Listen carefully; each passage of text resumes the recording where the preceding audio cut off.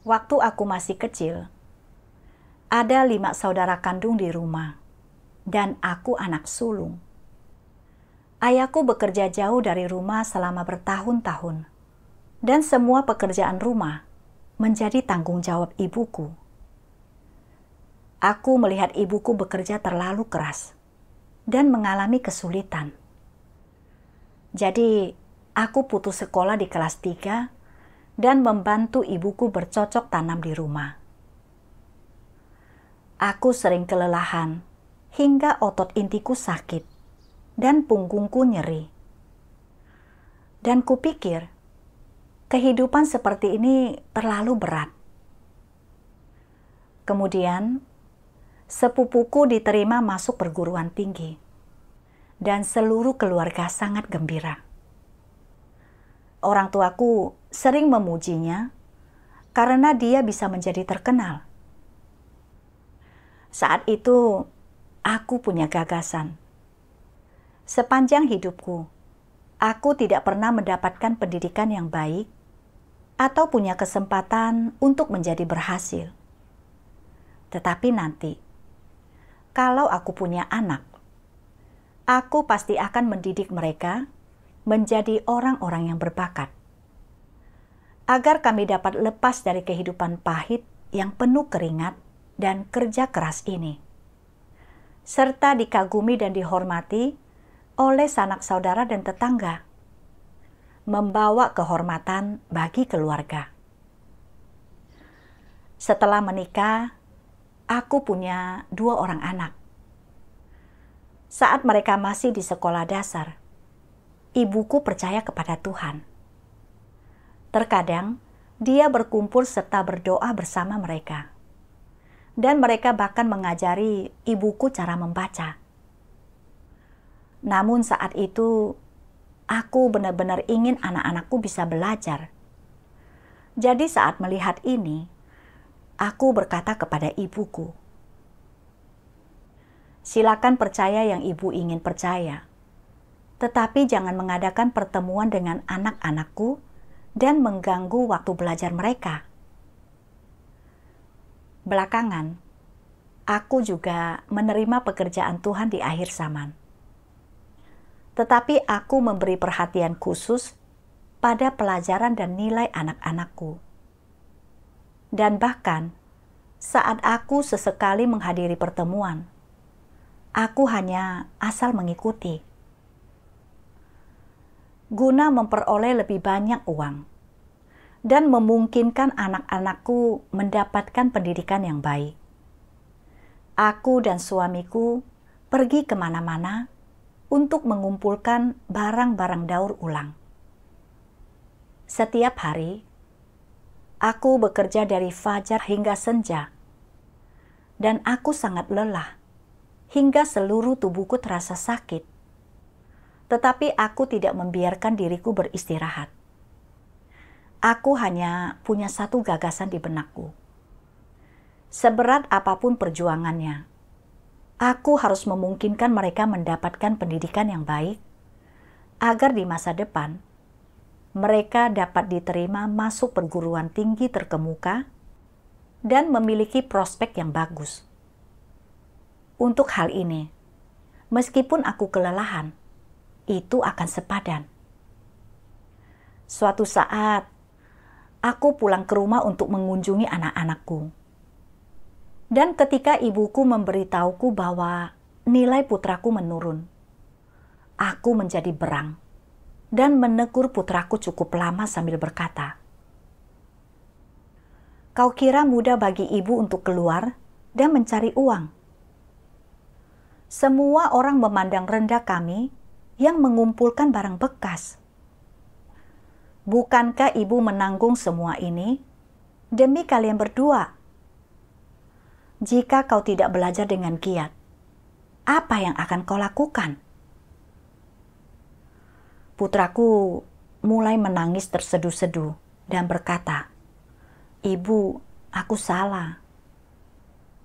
Belakangan, aku khawatir ibuku tidak sanggup mengurus kedua anakku. Dan aku cemas pelajaran serta nilai mereka akan menurun. Jadi aku menyewa sebuah tempat di samping sekolah anak-anakku dan menjalankan bisnis kecil-kecilan di sana. Mengambil kesempatan untuk mengawasi pendidikan kedua anakku hingga saat mereka masuk SMA. Selama bertahun-tahun itu, aku memusatkan seluruh perhatianku pada anak-anakku. Agar anak-anakku bisa masuk perguruan tinggi, aku terus mengawasi pelajaran mereka dengan ketat. Dan mereka tidak punya waktu luang sedikit pun. Jika mereka agak terlalu lama di kamar mandi, aku menyuruh mereka bergegas. Kadang saat mereka ingin keluar dan bermain, atau menonton TV dan bersantai, aku memarahi mereka sambil berkata, "Lihat paman kalian. Dia diterima masuk perguruan tinggi ternama dan mendapatkan pekerjaan yang terhormat. Semua kerabat dan tetangganya mengaguminya. Kalian harus belajar dari paman kalian. Jika tidak bersusah payah sekarang dan memperoleh lebih banyak pengetahuan, bagaimana kalian bisa memiliki kehidupan yang baik nantinya?" Seperti ungkapan, "Kau harus menanggung penderitaan yang sangat besar agar bisa unggul dari yang lain." Kadang, aku bahkan menceritakan kisah klasik tentang orang-orang yang menjalani pendidikan mereka dengan tekun, guna mendorong mereka agar belajar dengan giat. Kedua anak itu berkata tanpa daya, "Ibu, berhentilah bicara. Kami sudah menghafal semua ucapan ibu. Tenang, kami pasti akan masuk perguruan tinggi untuk ibu." Saat itu, aku bangun jam 5 pagi setiap hari untuk membuat sarapan. Dan demi menghemat waktu anak-anakku, pada malam harinya, aku menyiapkan makan malam mereka dan mengantarkannya ke sekolah untuk mereka makan. Setelah mereka selesai belajar mandiri di sekolah hingga larut malam, mereka kembali ke rumah dan terus belajar. Aku khawatir mereka menjadi malas. Jadi aku sering menemani mereka sampai tengah malam. Dalam kehidupan mereka sehari-hari, aku juga memikirkan segala cara untuk mengatur makanan mereka. Kudengar sup ikan mas baik untuk otak. Jadi aku sering menyiapkannya untuk mereka makan. Dan aku bahkan membelikan mereka tonik dan susu khusus pelajar untuk meningkatkan fungsi otak. Setiap hari, mereka harus makan telur ayam kampung. Apapun yang kudengar bagus untuk tubuh anak, itu yang akan kubeli. Aku melakukannya guna membuat putraku lebih pintar, agar dia bisa mendapatkan nilai ujian yang lebih baik. Kedua anakku sungguh bekerja keras, dan nilai mereka terus meningkat. Putriku akhirnya diterima masuk perguruan tinggi, dan nilai ujian simulasi putraku menempatkannya di antara beberapa siswa terbaik. Aku sangat gembira, dan kupikir, jika terus seperti ini, seharusnya tidak menjadi masalah bagi putraku untuk masuk universitas utama. Kemudian, aku makin mengawasi putraku. Saat ujian masuk perguruan tinggi kian dekat, putraku menjadi sangat tegang karena banyaknya tekanan, dan dia sulit tidur di malam hari. Akhirnya, dia jatuh sakit, mengalami demam dan batuk. Minum obat dan disuntik tidak berpengaruh apapun, dan nilai-nilainya anjlok. Hal yang kulihat membuatku sangat sedih. Aku khawatir jika dia terus belajar, tubuhnya tidak akan sanggup menahannya. Tetapi momen pentingnya akan segera tiba. Penyakit putraku tidak kunjung sembuh, dan nilai-nilainya menurun. Bagaimana dia bisa memiliki prospek masa depan yang baik? Jika hasil ujiannya buruk, bukankah upayaku selama beberapa tahun terakhir akan sia-sia? Sulit diterima. Agar putraku mendapat nilai yang bagus dan memiliki prospek masa depan yang baik, aku harus terus membuatnya belajar lebih lama. Setelah itu, setiap hari, aku duduk di kepala ranjang dan mengawasi putraku belajar. Saat putraku melihatku menatapnya, dia berkata tanpa daya, "Jika aku punya anak nanti, aku pasti tidak akan mendidik mereka seperti ibu mendidikku. Aku harus memberi mereka kebebasan dan membiarkan mereka bermain basket atau pingpong." Saat mendengar putraku mengatakan ini, hatiku sedih. Namun untuk membuatnya menonjol dan memiliki kehidupan yang baik di masa depan, aku terpaksa melakukan ini. Saat melihat penyakit putraku tidak kunjung sembuh, aku menjadi sangat cemas dan berpikir, jika penyakit putraku tidak kunjung sembuh pada saat ujian masuk perguruan tinggi, itu pasti akan memengaruhi prestasinya. Jika kebetulan hasil ujiannya buruk, bukankah semua upayaku sebelumnya akan sia-sia? Para kerabat dan tetangga kami pasti akan menjadikanku bahan tertawaan.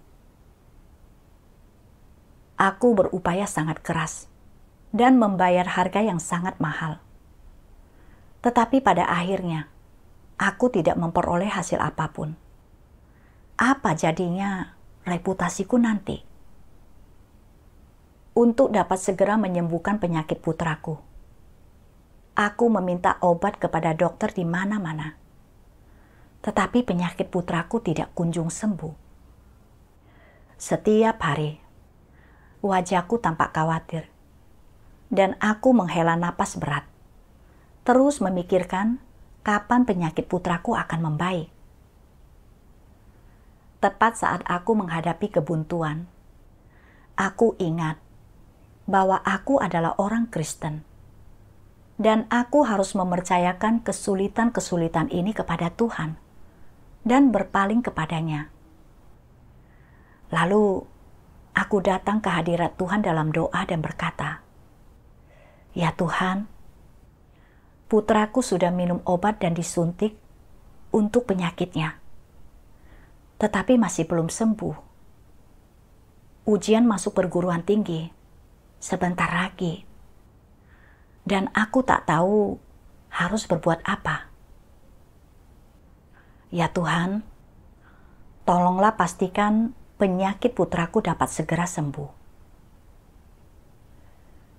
Suatu malam, aku bertemu seorang saudari ketika sedang berjalan kaki di luar. Dia menanyakan bagaimana keadaanku akhir-akhir ini. Aku memberitahu saudari itu tentang penderitaanku, dan dia bersekutu denganku sambil berkata, "Kita adalah orang-orang yang percaya kepada Tuhan. Kau harus mempercayakan pendidikan dan kondisi putramu kepada Tuhan. Biar Tuhan yang mengurusnya." Saudari itu bahkan membacakan satu bagian firman Tuhan kepadaku. Nasib manusia dikendalikan oleh tangan Tuhan. Engkau tidak mampu mengendalikan dirimu sendiri.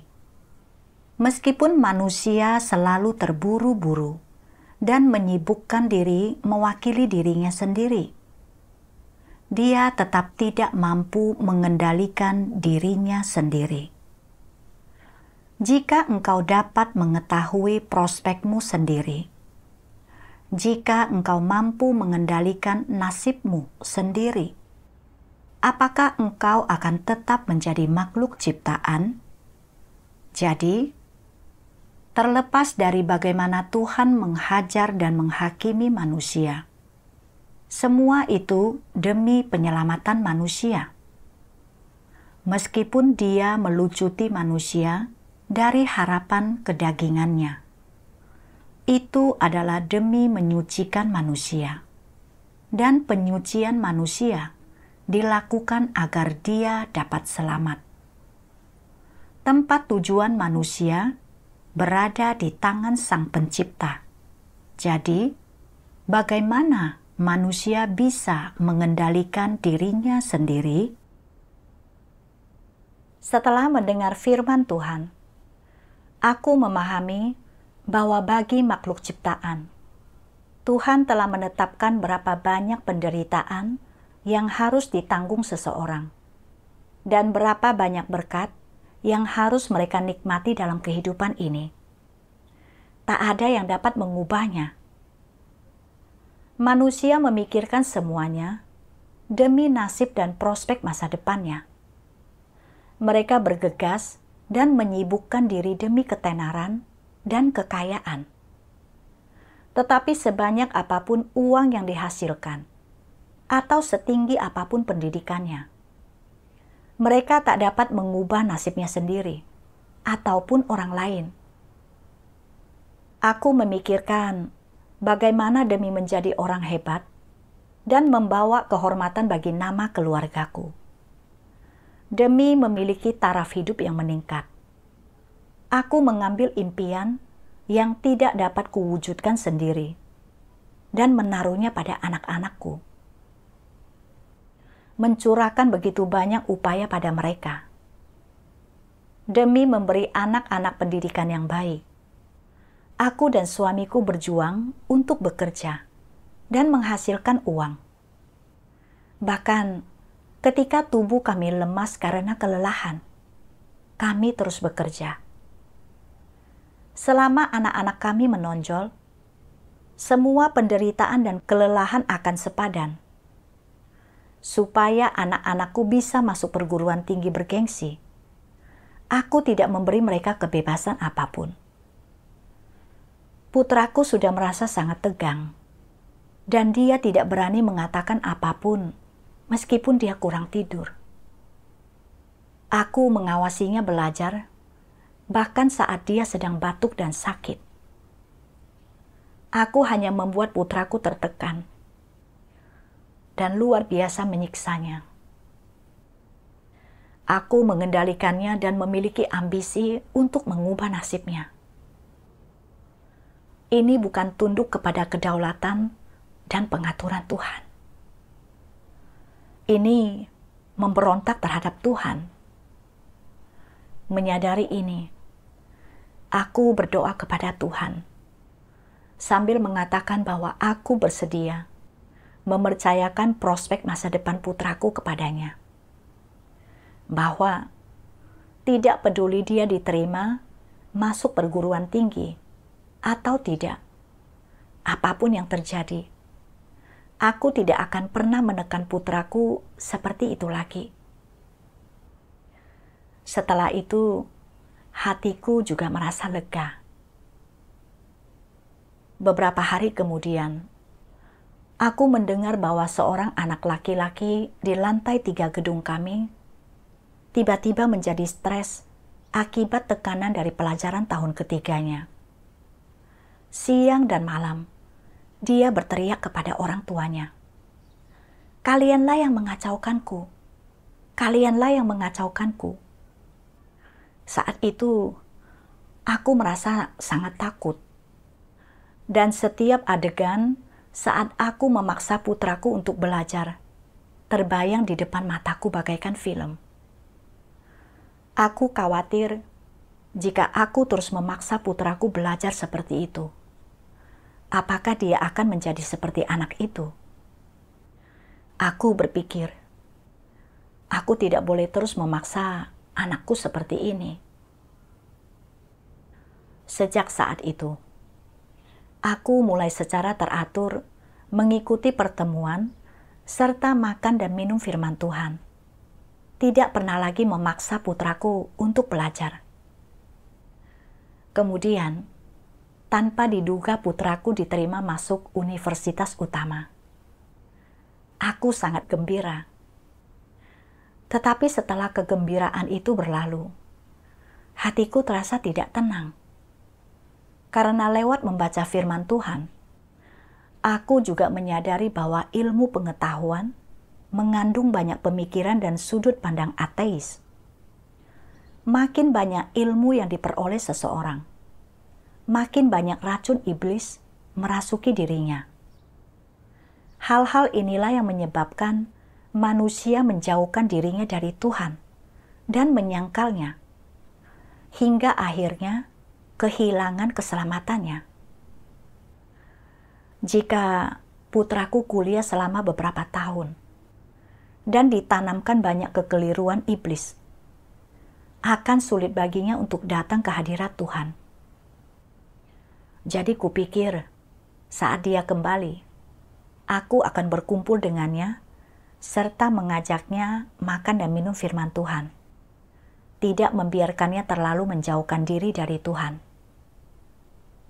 Aku teringat bagaimana saat anak-anakku masih kecil, mereka percaya kepada Tuhan, bahkan berdoa dan berkumpul dengan ibuku.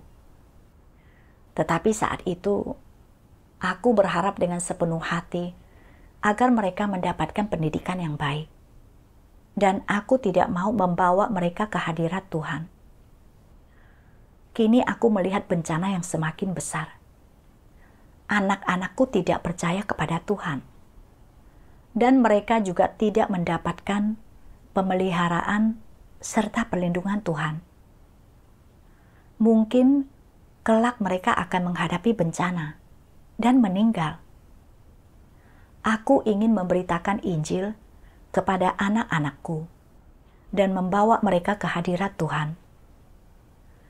Jadi saat mereka kembali untuk menikmati liburan, aku biasa membacakan firman Tuhan kepada mereka.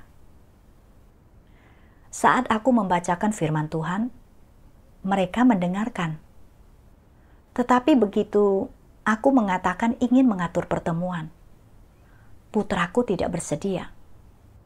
Dia terus menolakku sambil berkata, "Aku terlalu sibuk. Tidak mudah bagiku untuk mencapai posisiku saat ini. Jika tidak belajar dengan giat, bagaimana aku bisa memiliki kehidupan yang baik? Persaingan saat ini sangat ketat dan tidak mudah untuk mendapatkan pekerjaan yang terhormat. Aku tidak mengerti. Aku sudah meraih gelar master dan sedang belajar untuk gelar doktor. Bukankah ini yang selalu ibu inginkan? Aku hampir meraih kesuksesan serta pengakuan, dan akhirnya memiliki kehidupan yang baik. Ibu seharusnya bahagia untukku. Kenapa ibu sepertinya jadi berbeda? Menyuruhku mundur pada saat-saat terakhir." Saat mendengar ucapan putraku, aku merasakan kesedihan yang tak terlukiskan. Semua ucapannya adalah hal yang dahulu kuucapkan di telinganya setiap hari.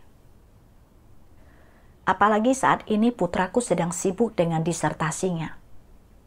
Setiap malam, dia bergadang hingga lewat dari jam 1 pagi. Dia sudah mulai botak di usia 20-an. Ketika melihat betapa lelahnya putraku, aku merasa cemas dan sedih. Membenci diriku sendiri karena caraku mendidik anak-anakku dahulu. Kini aku telah mendidik anakku menjadi orang berbakat, tetapi dia jauh dari Tuhan. Kemudian, aku merenung. Aku telah melakukan yang terbaik untuk membuat anak-anakku mengejar ilmu pengetahuan, ketenaran, dan keuntungan. bertekad membesarkan mereka menjadi orang-orang berbakat. Tetapi pada akhirnya, apa yang kuberikan kepada anak-anakku? Apakah aku memberi mereka kebahagiaan sejati? Suatu hari, dalam waktu teduh, aku membaca sebuah bagian firman Tuhan. Mengenai beban dari keluarga, kita dapat membahasnya dari dua aspek. Salah satu aspeknya adalah harapan orang tua. Setiap orang tua atau orang-orang yang lebih tua memiliki berbagai pengharapan, baik besar maupun kecil, terhadap anak-anak mereka. Mereka berharap anak-anak mereka akan belajar dengan giat, berperilaku sopan, berprestasi di sekolah, dan selalu mendapat nilai sempurna, dan tidak bermalas-malasan. Mereka ingin anak-anak mereka dihormati oleh guru dan teman sekelas. Ingin nilai mereka selalu di atas 80. Jika anak-anak mereka hanya mendapat nilai 60, mereka akan dipukuli. Dan jika nilai mereka kurang dari 60, mereka dihukum berdiri dengan posisi tubuh menghadap ke dinding dan merenungkan kesalahan mereka. Atau mereka disuruh berdiri diam sebagai hukuman. Mereka tidak diperbolehkan makan, tidur, menonton TV, atau bermain komputer, dan pakaian serta mainan bagus yang dijanjikan sebelumnya tidak jadi dibelikan untuk mereka. Setiap orang tua memiliki berbagai harapan terhadap anak-anak mereka dan menaruh harapan yang tinggi terhadap anak-anak mereka. Mereka berharap anak-anak mereka akan berhasil dalam hidup ini, mengalami kemajuan yang pesat dalam karir mereka, dan membawa kehormatan dan kemuliaan bagi leluhur dan keluarga mereka. Lalu, apa yang tanpa sengaja tercipta dalam diri anak sebagai akibat keinginan orang tua tersebut? Tekanan. Keinginan orang tua menciptakan tekanan. Dan apalagi, keinginan orang tua menjadi tekanan dan juga belenggu. Karena orang tua memiliki harapan terhadap anak-anak mereka, mereka akan mendisiplinkan, membimbing, dan mendidik anak-anak mereka berdasarkan harapan tersebut. Mereka bahkan akan mengerahkan segala upaya atau membayar harga apapun agar anak-anak mereka dapat mewujudkan harapan mereka. Sebagai contoh, orang tua berharap anak-anak mereka berprestasi di sekolah, menjadi juara kelas, selalu mendapat nilai ujian di atas 90, selalu menjadi juara 1, atau setidaknya tidak pernah berada di bawah peringkat 5. Setelah mengungkapkan harapan ini, bukankah pada saat yang sama, orang tua juga melakukan pengorbanan tertentu untuk membantu anak-anak mereka mencapai tujuan tersebut? Agar anak-anak mereka dapat mencapai tujuan tersebut, anak-anak tersebut akan bangun pagi-pagi sekali untuk mengulang pelajaran dan menghafalkan pelajaran. Dan orang tua mereka juga akan bangun pagi-pagi sekali untuk mendampingi mereka belajar. Pada hari-hari yang panas, mereka akan membantu mengipasi anak-anak mereka, membuatkan minuman dingin, atau membelikan es krim untuk mereka makan. Mereka akan bangun paling pagi untuk menyiapkan susu kedelai, cakwe goreng, dan telur untuk anak-anak mereka. Terutama selama waktu ujian. Orang tua akan menyuruh anak-anak mereka makan sepotong cakwe dan 2 telur. Berharap ini akan menolong mereka mendapatkan nilai 100. Jika engkau berkata, "Aku tidak bisa menghabiskan semua makanan ini. 1 telur saja sudah cukup." Mereka akan berkata, "Anak bodoh, kau hanya akan mendapat nilai 10 jika hanya makan 1 telur. Makanlah 1 lagi demi ibu. Berusahalah menghabiskannya. Jika kau berhasil menghabiskan telur 1 lagi, kau akan mendapat nilai 100. Anaknya lalu berkata, "Aku baru bangun. Aku belum bisa makan." "Tidak, kau harus makan. Jadilah anak yang baik dan turuti perkataan ibumu. Ibu melakukan ini demi kebaikanmu sendiri. Jadi, ayo, makanlah demi ibumu." Si anak berpikir, "Ibu sangat memedulikanku. Semua yang dia lakukan adalah untuk kebaikanku. Jadi, aku akan memakannya." Yang dimakan adalah telur. Tetapi apa sebenarnya yang ditelannya? Itu adalah tekanan. Itu adalah keengganan dan ketidakrelaan. Makanannya enak dan harapan ibunya tinggi. Dan dari sudut pandang kemanusiaan dan hati nurani, orang seharusnya menerimanya.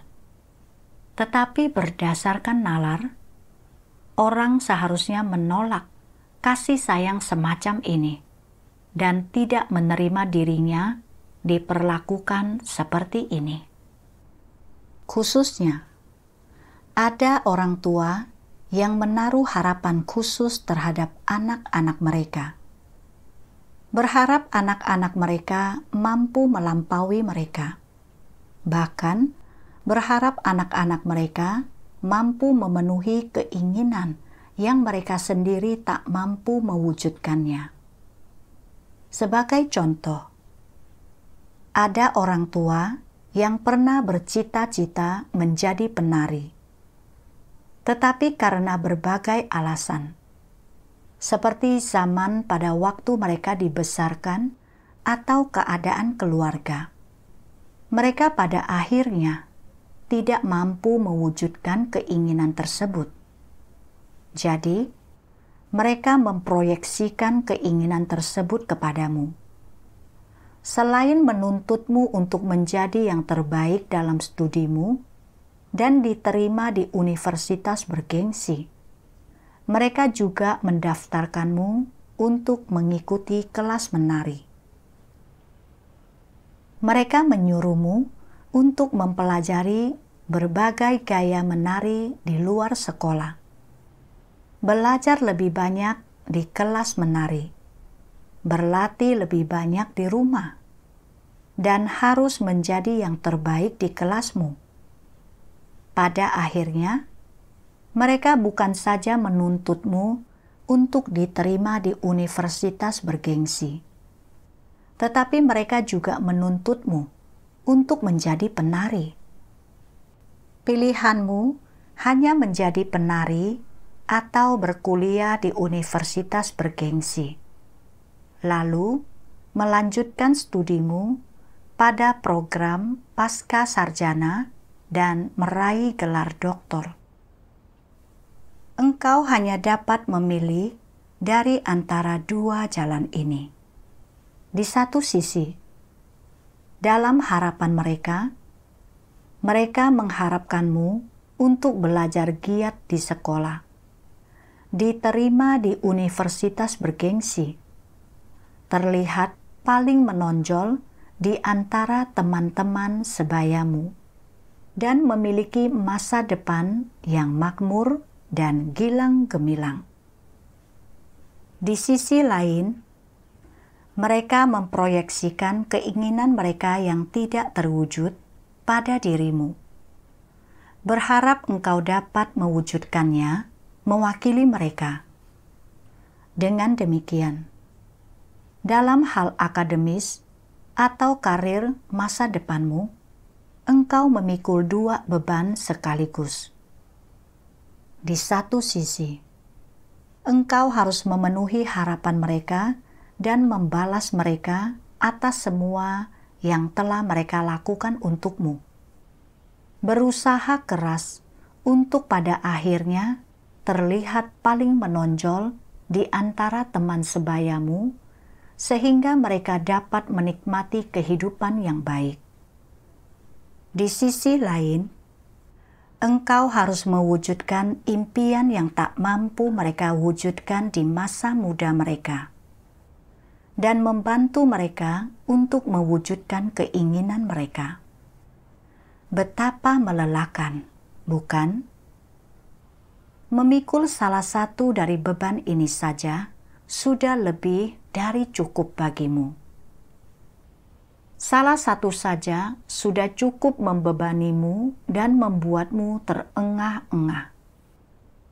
Terutama di era persaingan yang sangat ketat pada zaman sekarang. Berbagai tuntutan yang orang tua ajukan terhadap anak-anak mereka benar-benar tak tertahankan dan tidak manusiawi. Semua itu benar-benar tidak masuk akal.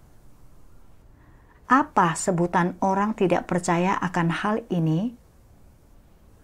Orang tidak percaya menyebutnya pemerasan secara emosional. Apapun sebutan orang tidak percaya, ini adalah masalah yang tidak mampu mereka selesaikan. Dan mereka tidak dapat menerangkan esensi masalah ini dengan jelas. Mereka menyebutnya pemerasan secara emosional. Sedangkan kita menyebutnya apa? Kita menyebutnya beban. Mengenai beban, apakah beban adalah sesuatu yang seharusnya ditanggung oleh manusia? Beban adalah sesuatu yang ditambahkan, tanggungan ekstra yang kau pikul. Beban bukanlah bagian dari dirimu. Beban bukanlah sesuatu yang dimiliki atau dibutuhkan oleh tubuh, hati, dan jiwamu, melainkan sesuatu yang ditambahkan. Beban berasal dari luar, bukan berasal dari dirimu sendiri. Saat membaca bagian firman Tuhan ini, hatiku serasa terpukul. Begitulah caraku mendidik anak-anakku. Aku percaya bahwa sejak usia muda, aku terpaksa melakukan pekerjaan bercocok tanam dan sangat menderita karena aku tidak belajar dengan sungguh-sungguh atau mendapat pendidikan yang baik sewaktu aku masih kecil. Jadi, aku mengambil keinginanku yang belum terwujud dan memaksakannya pada anak-anakku. Berharap agar mereka dapat belajar dengan giat dan masuk perguruan tinggi bergengsi, agar nantinya mereka memiliki prospek yang bagus, dapat menonjol dan membawa kehormatan bagi keluarga kami. Untuk meraih cita-cita ini, saat anak-anakku masih kecil, aku memberi tekanan kepada mereka. Saat masih kecil, mereka bersedia berdoa dan berkumpul. Tetapi aku khawatir itu akan memengaruhi pelajaran mereka. Jadi aku tidak membiarkan ibuku berkumpul dengan mereka. Saat mereka seharusnya bermain, aku tidak membiarkan mereka bermain. Dan saat nilai-nilai mereka agak turun, aku menegur mereka, menanamkan pemikiran yang salah, dan memberi tekanan kepada mereka. Putraku jatuh sakit karena semua tekanan dari ujian masuk perguruan tingginya. Aku khawatir hal itu akan memengaruhi nilainya. Jadi setiap hari, aku mengawasinya agar dia tidak menjadi malas. Aku cemas jika hasil ujiannya buruk. Semua upaya kami sungguh akan sia-sia. Tekanan yang kuberikan kepada putraku sungguh terlalu besar. Dari luar, aku tampak melakukan semua ini demi putraku. Padahal sebenarnya, aku hanya ingin dia masuk universitas bergengsi dan menonjol dari yang lain, membanggakan pencapaianku, dan mewujudkan cita-cita serta keinginanku sendiri. Tanpa sadar, aku memberi putraku beban dan tekanan yang berat. Seolah-olah aku memasangkan belenggu tak kasat mata pada dirinya. Kini, putraku telah masuk ke lembaga pendidikan idaman terbaik, dan keinginanku telah terpenuhi. Wajahku bersinar penuh kehormatan, serta kesombonganku telah terpuaskan. Tetapi, putraku menjadi makin jauh dari Tuhan. Sekarang, saat aku bicara tentang masalah iman dengannya, dia terus mengelak, serta membuat alasan, dan dia tidak berminat untuk membaca firman Tuhan. Setiap hari, dia dikendalikan oleh ketenaran dan kekayaan. Dia memutar otaknya demi ketenaran dan kekayaan, serta menguras pikirannya dengan mengelola hubungan pribadi. Hidupnya sangat menyedihkan dan melelahkan. Akulah yang membuat putraku menjadi seperti sekarang. Kemudian, aku membaca lebih banyak firman Tuhan. Sebagai contoh, ketika mereka masih kecil, engkau selalu mendidik mereka dengan berkata, "Belajarlah dengan giat, kuliahlah, kejarlah gelar pasca sarjana atau gelar doktor. Carilah pekerjaan yang bagus. Carilah pasangan yang cocok untuk dinikahi, dan mulailah sebuah keluarga. Kemudian, hidup akan menjadi baik." Melalui didikan, dorongan, dan berbagai bentuk tekananmu, mereka menjalani dan mengejar jalan yang kau tetapkan untuk mereka, mencapai apa yang kau harapkan, sama seperti yang kau inginkan. Dan sekarang mereka tidak dapat berbalik. Jika setelah engkau memahami kebenaran tertentu dan kehendak Tuhan karena kepercayaanmu kepada Tuhan, serta memiliki pemikiran dan sudut pandang yang benar, sekarang engkau berusaha memberitahu mereka untuk tidak lagi mengejar hal-hal tersebut. Mereka kemungkinan besar malah akan menjawab, "Bukankah aku telah melakukan persis seperti yang kau inginkan? Bukankah kau mengajariku hal-hal ini ketika aku masih kecil? Bukankah kau menuntut hal ini terhadapku? Mengapa sekarang kau menghentikanku? Apakah yang kulakukan salah? Aku telah mencapai hal-hal ini, dan aku dapat menikmatinya sekarang. Kau seharusnya merasa bahagia, puas, dan bangga terhadapku, bukan? Bagaimana perasaanmu setelah mendengar ini? Haruskah engkau merasa bahagia ataukah menangis? Tidakkah engkau merasakan penyesalan? Engkau tidak bisa memenangkan mereka kembali sekarang. Seandainya engkau tidak mendidik mereka dengan cara seperti ini ketika mereka masih kecil. Seandainya engkau telah memberi mereka masa kecil yang bahagia tanpa tekanan apapun. Tanpa mengajari mereka untuk menjadi lebih baik daripada orang lain, untuk menduduki jabatan yang tinggi, atau menghasilkan banyak uang, atau mengejar ketenaran, keuntungan, dan status.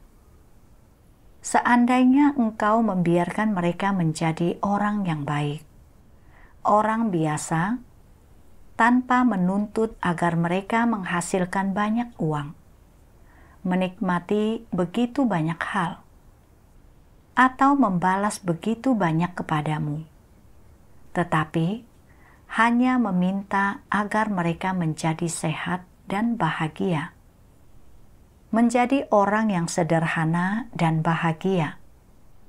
Mungkin mereka akan menerima beberapa pemikiran dan sudut pandang yang kau miliki setelah engkau percaya kepada Tuhan. Kemudian, kehidupan mereka mungkin akan bahagia sekarang, tanpa banyak tekanan dari kehidupan dan masyarakat.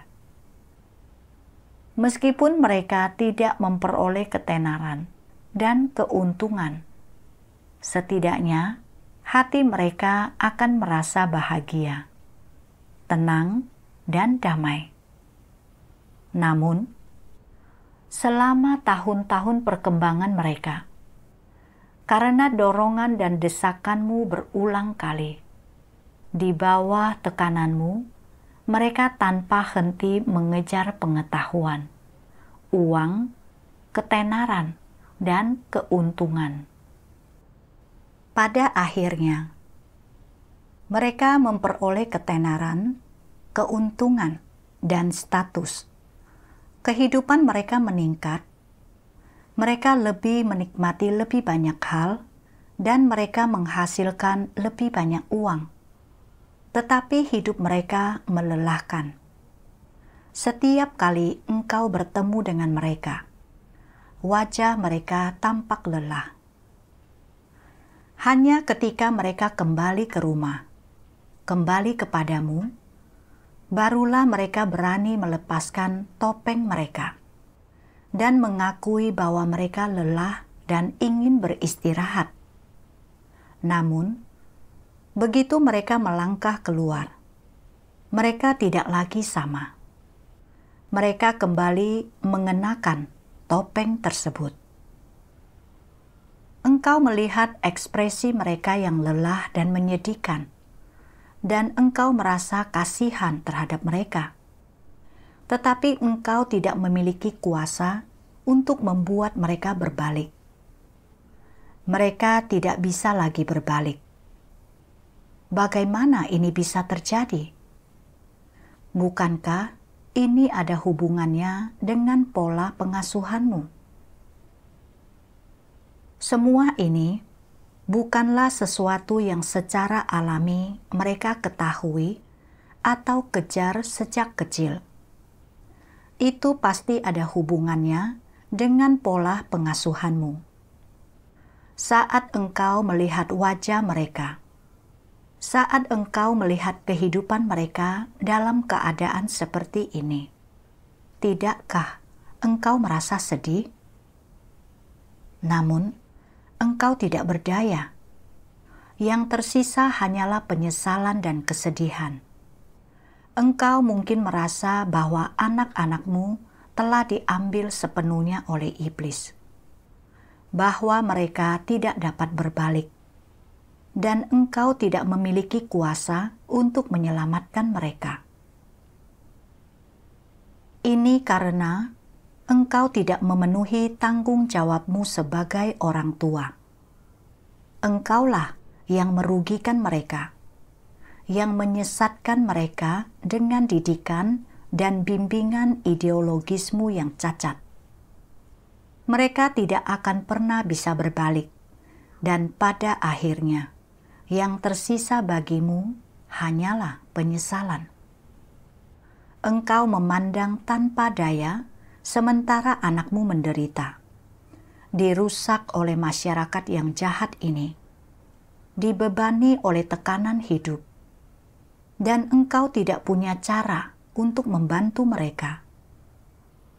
Yang bisa kau katakan hanyalah, sering-seringlah pulang ke rumah. Nanti akan kubuatkan makanan yang lezat. Masalah apa yang bisa diselesaikan dengan makanan? Makanan tidak bisa menyelesaikan apapun. Pemikiran mereka sudah matang dan terbentuk, dan mereka tidak mau melepaskan ketenaran serta status yang telah mereka peroleh. Mereka hanya bisa terus maju dan tidak pernah berbalik. Inilah akibat buruk dari orang tua yang memberikan bimbingan yang salah dan menanamkan gagasan-gagasan yang keliru ke dalam diri anak-anak mereka selama masa pertumbuhan mereka. Aku membaca bagian firman Tuhan ini beberapa kali, dan setiap kalinya aku jadi tersadar dan merasa sangat sedih hingga menitikkan air mata penyesalan. Aku teringat bagaimana saat putraku masih kecil, dia polos dan percaya kepada Tuhan, dan dia bersedia menghadiri pertemuan dengan neneknya. Namun, dipengaruhi oleh sudut pandang iblis seperti pengetahuan bisa mengubah nasibmu, menjadi seorang cendekiawan berarti menjadi pemuka masyarakat. Mereka yang bekerja dengan otaknya berkuasa. Mereka yang bekerja dengan ototnya dikuasai. Takdir seseorang berada di tangannya sendiri. Aku berusaha menjadi orang hebat dan membawa kehormatan bagi keluargaku. Dan aku menanamkan pemikiran-pemikiran ini pada putraku, serta mendorongnya ke dalam rawa pengetahuan, agar dia dengan sepenuh hati mengejar ketenaran, keuntungan, dan status, sampai dia tidak bisa lagi melepaskan dirinya. Aku khususnya memperhatikan firman Tuhan yang mengatakan, engkau mungkin merasa bahwa anak-anakmu telah diambil sepenuhnya oleh iblis, bahwa mereka tidak dapat berbalik, dan engkau tidak memiliki kuasa untuk menyelamatkan mereka. Ini karena engkau tidak memenuhi tanggung jawabmu sebagai orang tua. Engkaulah yang merugikan mereka, yang menyesatkan mereka dengan didikan dan bimbingan ideologismu yang cacat. Mereka tidak akan pernah bisa berbalik. Dan pada akhirnya, yang tersisa bagimu hanyalah penyesalan. Tuhan sedang mempersekutukan suasana hati yang kurasakan saat itu juga. Setiap kali putraku pulang, aku membacakan firman Tuhan kepadanya. Tetapi dia selalu membantahnya dan mencari segala cara untuk menolaknya. Dia bahkan mengatakan bahwa aku menghalanginya, yang membuatku sangat sedih.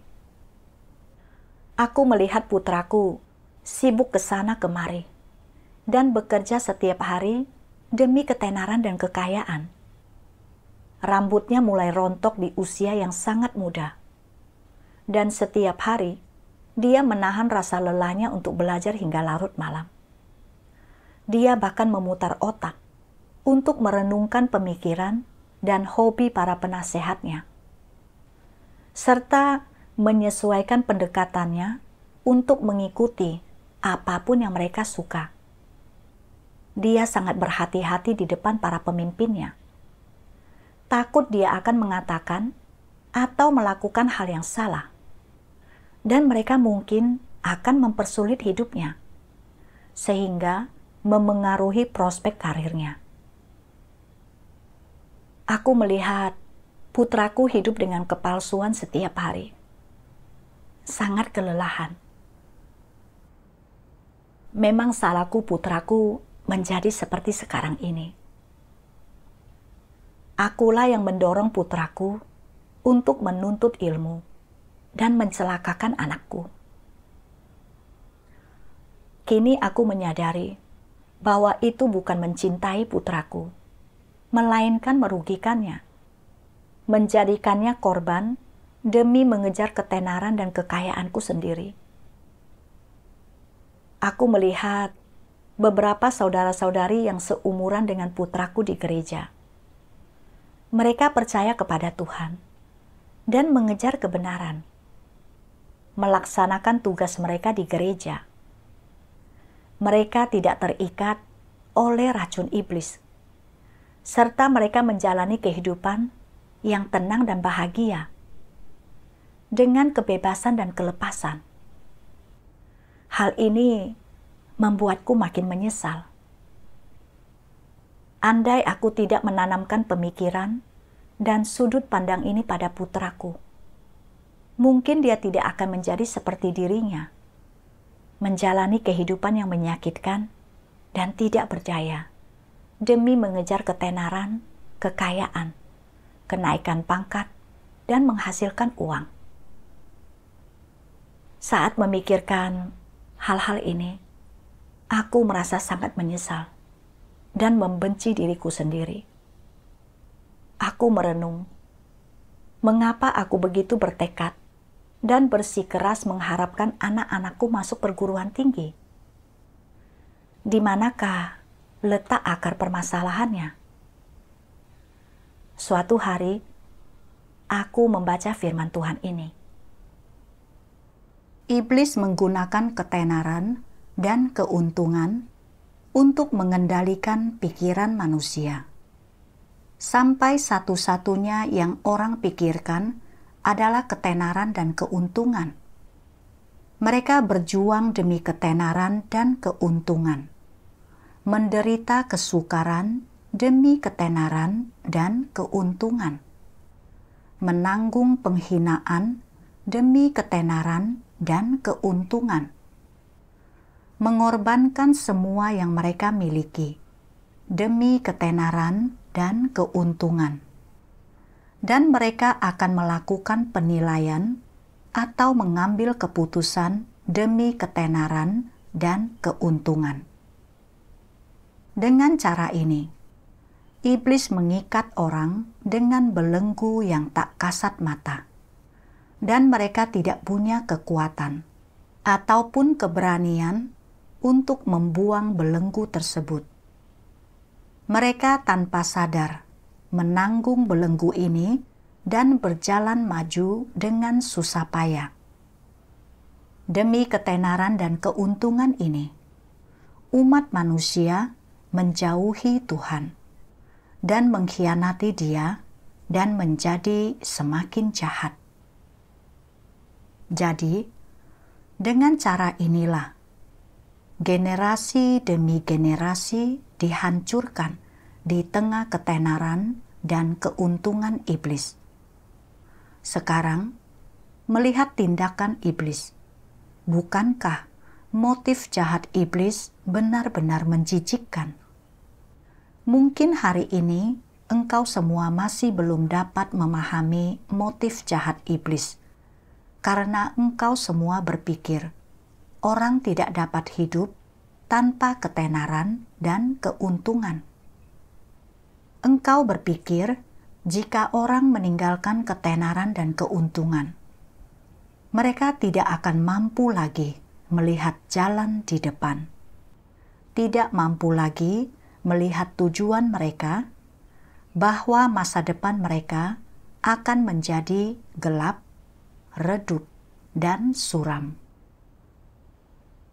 Dari firman Tuhan, aku memahami bahwa iblis menggunakan ketenaran dan kekayaan untuk merusak, menyesatkan, dan mencelakai manusia. membuat manusia hanya mengejar ketenaran dan kekayaan. Aku ingat, karena aku tidak mendapatkan pendidikan yang baik sewaktu masih muda. Aku cukup menderita saat pergi untuk mencari uang, dan sering menanggung prasangka orang lain. Saat aku melihat orang-orang yang berpengetahuan luas dan bergengsi dikagumi oleh orang lain, kemanapun mereka pergi, aku iri kepada mereka. Dan percaya bahwa aku tidak dihormati orang lain hanya karena aku tidak memiliki pengetahuan. Jadi aku menaruh harapanku pada anak-anakku, berharap agar mereka dapat mewujudkan impian-impian yang tidak mampu kuwujudkan sendiri. Untuk itu, aku menghabiskan seluruh waktuku dan membayar harga mahal, menjalani kehidupan yang pahit dan melelahkan, serta menyakiti dan menyiksa putraku.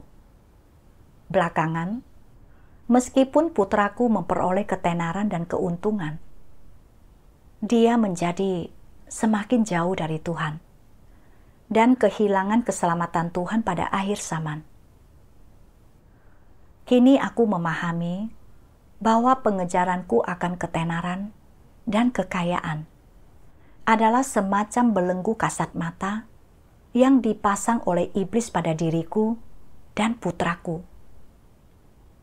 Iblis menggunakan ketenaran dan kekayaan untuk memikat dan menyesatkan kita, membuat kita berjuang dengan gigih demi ketenaran dan kekayaan, tanpa berpikir untuk mengejar kebenaran.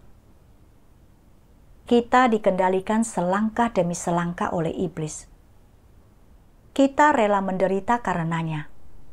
Akibatnya, menjadi semakin jauh dari Tuhan, bahkan sampai menyangkal Tuhan dan dikuasai oleh iblis.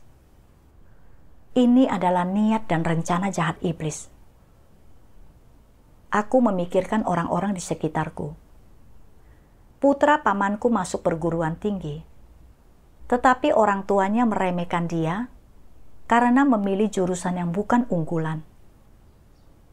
Jadi mereka menggunakan koneksi mereka dan mencari seseorang untuk membantunya pindah jurusan. Akibatnya, anak itu merasa sangat tertekan dan tidak dapat mengikuti pelajaran.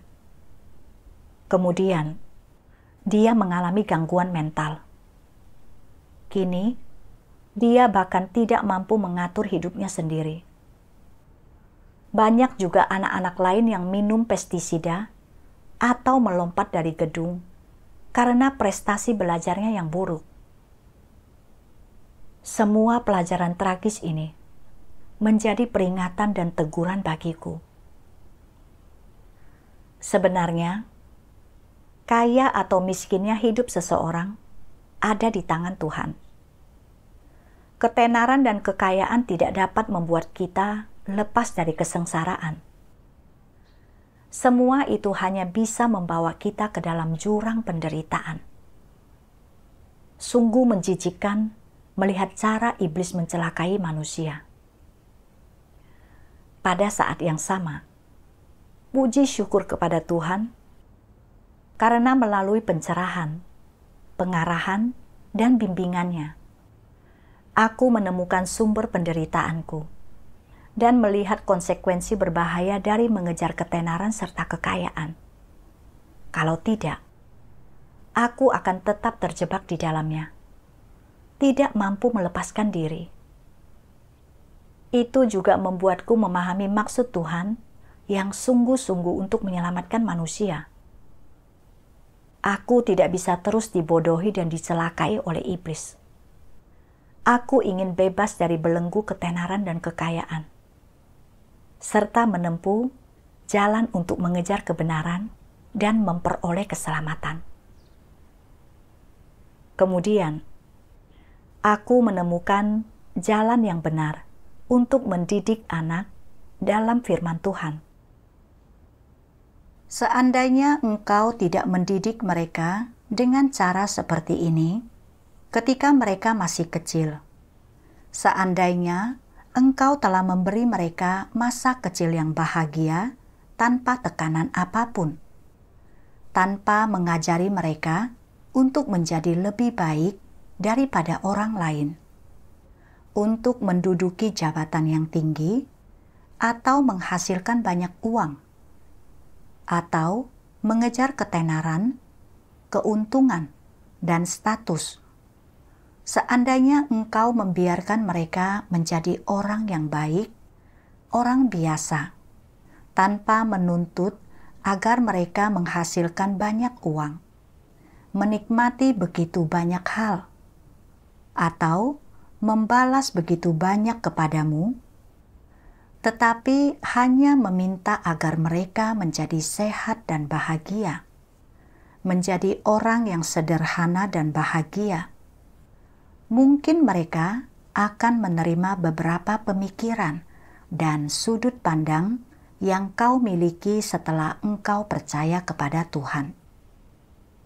Kemudian, kehidupan mereka mungkin akan bahagia sekarang, tanpa banyak tekanan dari kehidupan dan masyarakat. Meskipun mereka tidak memperoleh ketenaran dan keuntungan, setidaknya hati mereka akan merasa bahagia, tenang, dan damai.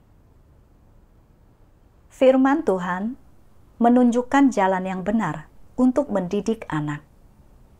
Dalam mendidik anak-anaknya, seseorang tidak boleh menuntut agar mereka mengejar ilmu pengetahuan, status, ketenaran, keuntungan, kenaikan pangkat, atau menghasilkan uang. Dia harus berharap agar anak-anaknya menjalani kehidupan yang bahagia dan sehat, tanpa tekanan, bebas dan lepas. Dari firman Tuhan, aku juga memahami maksud Tuhan. Aku dan anak-anakku adalah makhluk ciptaan, dan nasib kami ada di tangan Tuhan. Nasib hidup kami dan jalan apa yang harus kami tempuh berada di bawah kedaulatan dan pengaturan Tuhan. Bukanlah sesuatu yang bisa kami kendalikan sendiri. Aku pun tidak dapat mengubah nasib mereka. Aku hanya bisa berdoa untuk anak-anakku. Dan saat mereka kembali, aku bisa membacakan firman Tuhan kepada mereka. Entah mereka pada akhirnya bisa datang ke hadirat Tuhan atau tidak. Itu terserah kepadanya. Aku hanya perlu melaksanakan tugas dan tanggung jawabku sendiri, serta melakukan apa yang harus kulakukan dengan baik. Sudut pandangku terhadap segala sesuatu sudah agak berubah. Ini adalah hasil yang dicapai oleh firman Tuhan. Kini, aku hanya ingin mengejar kebenaran dan hidup berdasarkan firman Tuhan, melaksanakan tugasku sendiri. Inilah satu-satunya kehidupan yang bermakna dan bernilai. Syukur kepada Tuhan.